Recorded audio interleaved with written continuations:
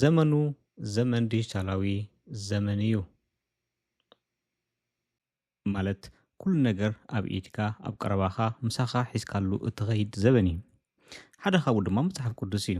እቲ ዓብይ መጽሓፍ ኣብ ፍሉይ ቦታ ከም ቤት መቕደስ ጥራይ ተቐሚጡ ዝነበረ ዓብይ መጽሓፍ ሕጂ ኣብዚ ግዜ እዚ ኣብ ተንቀሳቐሲ ቴሌፎን ብመልክዕ ባይብል ኣፕ ክተሓዝ ተኻኢሉ ኣሎ። መቸም እቲ ቀንዲ ዕላማ ምንባብ ምጽናዕን መጽሓፍ ቅዱስ ንትምህርቲ ንጽድቂ መንፈሳዊ ዕቤት ድምፂ ኣምላኽ ድማ እንሰምዓሉ እዩ። ግን እቲ ቀንዲ ክንሓቶ ዘለና እዚ ባይብል ኣፕ ምስቲ ድሩቕ መጽሓፍ ማለት መጽሓፍ ቅዱስ እንነጻጽሮን ከለና ኣብ መንፈሳዊ ዕቤት ምስትንታን ምስ ሕብረት መንፈስ ቅዱስን ክህልወናን ክሕግዘናን ዝኽእለሉ ከመይ እዩ? ንዑ ጥራይ ምጥቃምከ ኣሉታዊ ድዩ ወይስ ኣወንታዊ ጽልዋ ዘለዎ? ቅድሚ ዝርዝር ናይ ደረቕ ወይ ሃርድ ኮፒ መጽሓፍ ቅዱስ ምኻድና ገለ ጥቕምታት ናይ ባይብል ኣፕ ወይ ድማ ሶፍቲ ኮፒ መጽሓፍ ቅዱስና ክንጠቅስ። ባይብል ኣፕ ክንጥቀም እንከለና ወይ ድማ መጽሓፍ ቅዱስ ኣፕሊኬሽን ክንጥቀም ከለና ንዝደለናዮ ጥቕሲ ቀልጢፍና ክንረኽቦ ንኽእል። እዚ ድማኒ ዓብይ ናይ ግዜ ሓገዝ ይገብረልና። ካልእ ኣብ ዝኾነ ቦታ ከድና ከነንብቦ ንኽእል ማለት ኣብ ዘለናዮ ግዜ ከነውፅኦ ኣውፂና ክነንብቦ እንኽእል። ገሊኡ ባይብል ኣፕሊኬሽን ወይ መጽሓፍ ቅዱስ ኣፕሊኬሽን ድማኒ ምዕብል ዝበለ ስለ ዝኾነ ከም ቻሌንጅ ወይ ድማኒ ፕላን ወይ መደባት ከምኡ ድማኒ መዘኻኸሪ ዝኾነ ሪማይንደር ስለ ዘለዎ እዚ ኣዝዩ ይጠቕመና። ካልእ ጥቕስታት ብዘለናዮ ናብ ዘለናዮ ሰብ ክንለዋውጠሉ ብቴክስት ይኹን መሴጅ ይኹን ብዝኾነ ክንሰዶ እንኽእል ይሕግዘና። ካልእ ናይ ባይብል ኣፕሊኬሽን ወይ ድማ ናይ መጽሓፍ ቅዱስ ኣፕሊኬሽናት ዝተፈላለየ ትርጉማት ብቐሊሉ ክንረክብን ክነጻጽርን ይሕግዘና። ካልእ ክንጠቕሶ ድማኒ ኣብ ምጽሓፍን ምትርጓምን ዓብይ ግደ ኣለዎ። እዚ ግዜ ብጣዕሚ እዩ ዘቕልልና ማለት ዘለኻዮ ጥቕሲ ብቐሊሉ ክትጥቀመሉ ትኽእል። ግዜን ሃልክን ድማኒ የቕልለልካ እዩ። ናይ ሎሚ ቀንዲ ክንወስዶ ደልየ ዘለኹ ግና እቲ ኮፍ ኢልና ብግልና ኮነ ወይ ምስ ካልኦት ኣሕዋት ባይብል ስታዲ ክህልወና እንከሎ ወይ ድማኒ ኣብ ቤተ ክርስቲያን ከይድና ክንመሃር ከለና ክንጥቀመሉ ዘሎና ንኹሉ ግዜ ክህልወና ዘለዎን ብተገዳስነት ወትሩ ክንጥቀመሉን ዘሎና ንምስትብሃል እዩ። መጽሓፍ ቅዱስ ኣብ ሞባይል ስለ ዘለና ነቲ ቀንዲ መጽሓፍና ክትኮ የብሉን። በዚ ዓይኒ እንተርኢናዮ ድማኒ ከምዚ ዝስዕብ ኣወንታዊ ጥቕምታት ኣለዎ። ደረቕ መጽሓፍ ቅዱስ ጥቕምታት ገለ ንምጥቃስ ከም እንፈልጦ ሞባይል፣ ታብለት ወይ ኮምፒተር ከነንብብ ከለና ኣቐልቦና ክስረቕ ናይ ግድን እዩ። እዚ ድማ ብብዙሕ መገዲ እዩ። ኣብቲ ምስኡ ዘሎ ካልእ ኣፕሊኬሽን ድመጽእ መልእኽታት ናብኡ ከነቐልብ ንኽእል ኢና። መጽሓፍ ቅዱስ ከነንብብ ከለና ግና ኣቓልቦና ከይተሰርቀ ንነዊሕ ግዜ ከነንብብ ንኽእል። እቲ ዕላማ ምንባብን ምጽናዕን መጽሓፍ ቅዱስ ድማ ንሱ እዩ። ዝበለጸ ናይ ምዝካር ክእለት ክህልወና ይገብር። እዚ ማለት ካብቲ ኣብቲ ሶፍት ኮፒ እነንብቦ ወይ ድማ ካብ ሞባይልና ወይ ካብ ኮምፒተርና እነንብቦ በቲ ብደረቕ መጽሓፍ ከነንብቦ እንከልና ናይ ምዝካር ክእለትና ይዓቢ።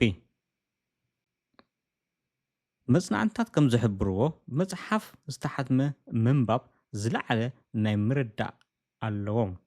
ገለ መጽናዕትታት ንምጥቃስ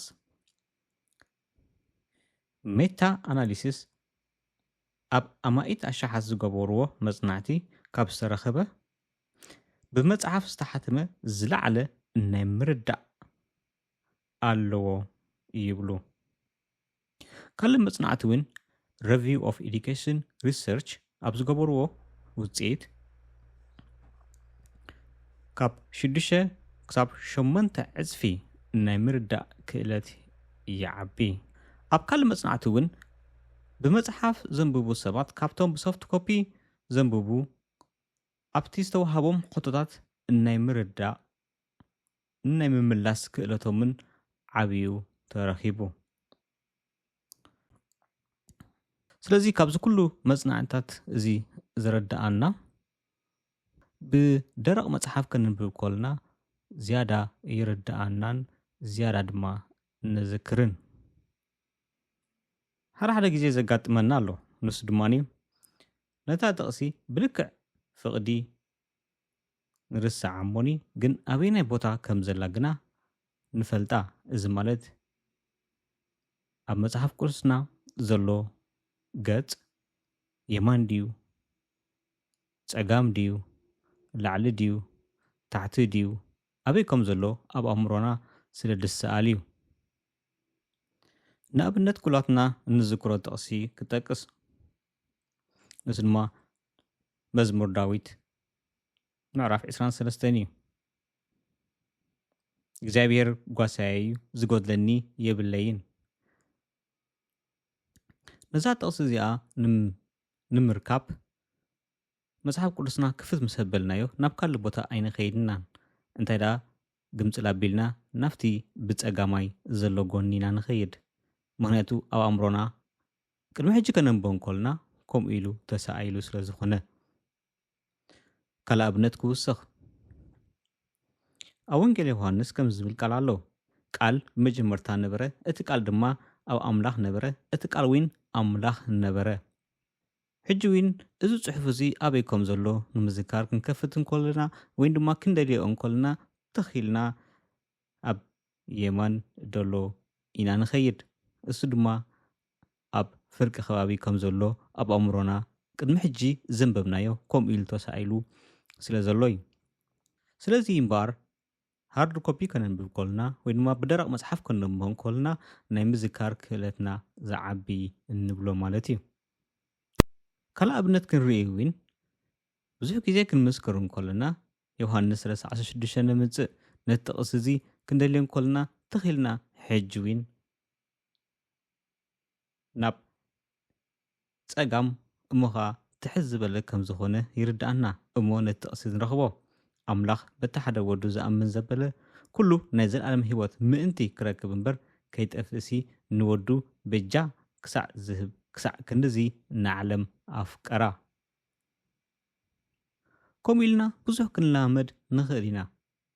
እዚ ድማ ናይ ምዝካር ክእለትና ብኡ ይዓቢ። ቀልጢፍና ድማኒ ነቲ እንደልዮ ጥቕሲ ንረኽቦ። ንኣብነት ኣብ ሮሜ ከም ዝብል ጥቕሲ ኣሎ። ንሱ ድማኒ እምበኣርሲ ሕጂ ነቶም ብክርስቶስ ኢየሱስ ዘለዉ ኩነኔ የብሎምን።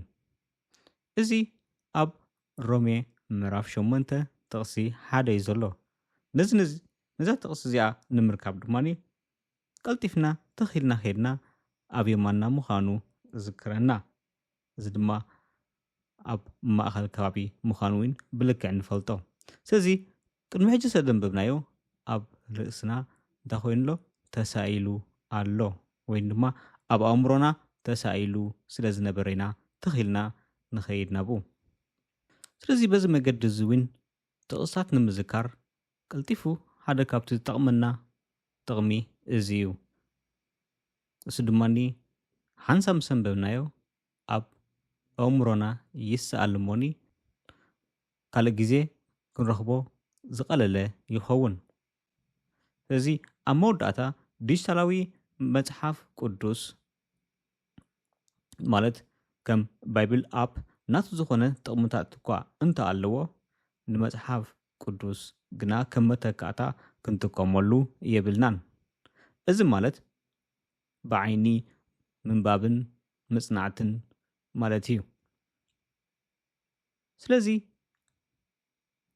ኣብ ቤተ ክርስቲያን ይኹን ኣብ ቤትና ይኹን ናይ ግልና ምንባብ ናይ መጽናዕትን ግዜን ናትና እንብሎ ደረቕ መጽሓፍ ወይ መጽሓፍ ቅዱስ ክህልወና ንኹሉ ግዜ ዝኸውን ምስኡ ወይ ድማኒ ኣብኡ እንዳፀሓፍናን ክንከይድ ኮለና እቲ ቀንዲ ናይ መጽሓፍ ቅዱስ ዕላማ ንሃርሞ ኣለና ማለት እዩ።